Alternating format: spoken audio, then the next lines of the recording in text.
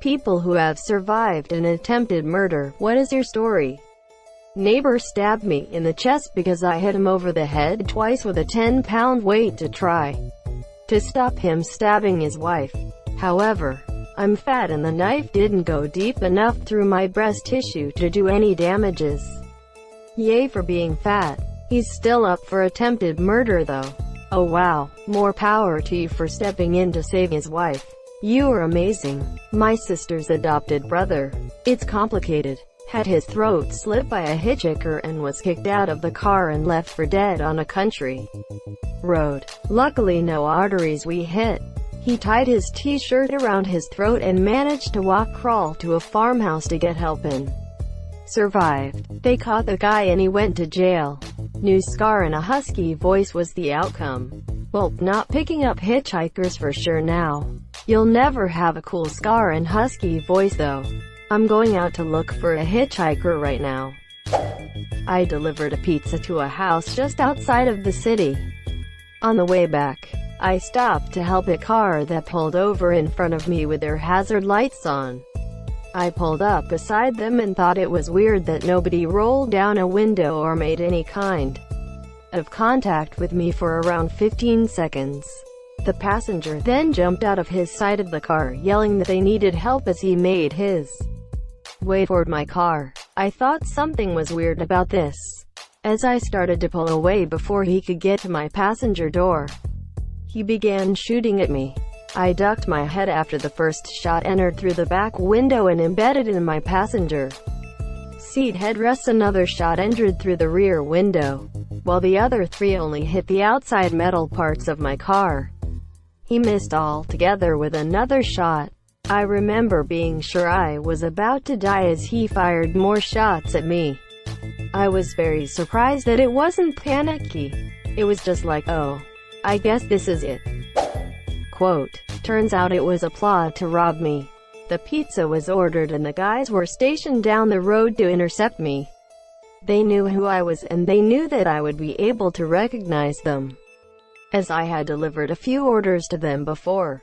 The guy wasn't wearing anything to cover his identity, which leads me to believe that he would have shot and killed me if he would have made it inside my car. By the next morning they had all been arrested. The shooter was found guilty of attempted murder and sentenced to 40 years in prison. He later appealed that sentencing because there was a word wrong in the jury instructions. He won the appeal and ended up being sentenced to 10 years, and was released November of 2010 after 5 years. The remaining 5 years were to be served as probation. He was arrested twice for probation violation when he was only a couple months away from total freedom. Monsieur, I laughed. TL. Doctor. Some people tried to murder me for pizza money. They shot. They missed. They got caught. They did time. But not enough. Then did more. Why would anyone rob and murder a delivery person? Were you known for carrying large amounts of money? Not doubting your story, just the intelligence of the would-be robbers.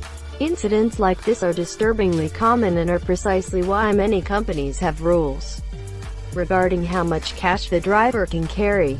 Anything over that must be dropped off at the store when they come to pick up the next round of deliveries.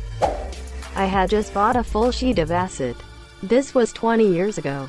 Sorry FBI. And I went over to where my friend was living with a bunch of roommates to share the wealth. I knew most of the people he lived with, but there was one guy staying there who I hadn't met before. I basically handed out however many doses people were tough enough to take at once, including 3 or 4 hits to the new guy. We came to find out pretty quickly that new guy had never taken LSD before. Okay, no problem. He's at home. He's surrounded by people he knows. Except me. He can just chill and have a good time. We wanted to watch a movie so we landed on the Brady Bunch movie, which is trippy AF. By the way, everything's going good. We all start peeking and we're laughing and having a good time. And then, on the movie, the little girl Cindy is getting advice from her dad and says, "But I don't want to be a snitch." New guy stands up and roars, "Is that what you think?" You think I'm a fucking snitch? We all try to calm him down. Explain to him that it's a line from the movie. We even rewind the movie so he can watch that part again. But nothing is working. He's tripping, too hard to reason with, and he's convinced that we're accusing him of being a snitch. Then he starts pacing back and forth, muttering, "This is the kind of shit that makes motherfuckers kill. This is the kind of shit that makes motherfuckers kill," over and over. Great. He zeroed in on me. I'm sure because he didn't know me. And he's still pacing back and forth and muttering, but now he's giving me a death glare while he does it. I'm getting pretty uncomfortable, obviously. And I'm also peaking from like 10 hits of acid, so my ability to cope with the situation is pretty low. I stand up because, well, there's a guy the first don't know pacing around behind me muttering about killing people. And I don't want my back to this dude. This would be a really intense situation even if I wasn't tripping balls. But the acid certainly doesn't help. Suddenly he pulls out a huge hunting knife, lunges at me, and tries to stab me. I dodged him. Then he made another try, but by that time his friends had jumped up and were holding him back. He's struggling to break free and screaming, "You think I'm a fucking snitch? I'll fucking kill you," quote. And I took the opportunity to bop right on out the door. I was about half a mile from my house, but it took me about 2 hours to find it because I was tripping so hard and I kept getting lost in my own neighborhood. Addendum. He was, in fact, a snitch. And the whole house got raided a few weeks later. A bunch of the guys who lived there got arrested for drugs. Although my friend had moved out by that point, so luckily he wasn't one of the Monsieur. TLDR. Guy taking acid for the first time tried to stab me with a hunting knife because he thought Cindy from the Brady Bunch was accusing him of being a snitch. It turned out he was, in fact, a snitch. This is single-handedly the best fucking TLDR I have ever had the pleasure to witness. Thank you. I was 3 years old and went to this lady's house for swimming lessons. What my parents didn't know was that the lady hated boys. One day she threw me in the pool and left me to die. I sank to the bottom, monsieur. I was under for several minutes. Somehow a teenager saw this, jumped the fence and rescued me. The ambulance came and I was in ICU for a week. My parents never found out who the teenager was. The lady wasn't arrested. The cops told my parents that it would cost them money to take her to court. See edit below. A lawyer read an article in the newspaper and decided to go after the lady. Pro bono. She had several businesses involving kids. He was able to shut her down. She ended up as a waitress and eventually got cancer and died. As a lovely parting gift. Growing up, I sometimes felt like I was drowning when taking a shower or in water.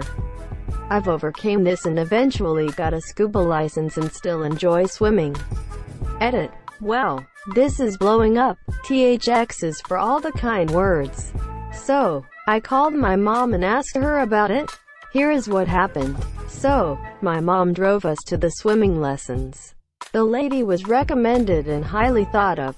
My mom wanted to observe, but the lady said no. So, mom was in the front, in the car, waiting for the lesson to end. The lady had 2 teenage helpers. So, when I was tossed in, one of the teenagers saved me. Mom doesn't really know if it was them or someone else, but it makes sense it was one of the monsieur. The lady did go to the hospital where she was questioned. The reason the cops didn't do anything was that my parents had to file a complaint. They consulted a lawyer, but it would be too costly to prosecute. Plus, she was actively dying of cancer. Mom wanted her shut down. It was our lawyer neighbor that heard about it and shut her down. Pro bono. This fills in a lot of holes for me. This now not a teenager needs to be found. I would love that, but the teen is in his mid to late 60s by now. Thank you so much for watching and have a good day.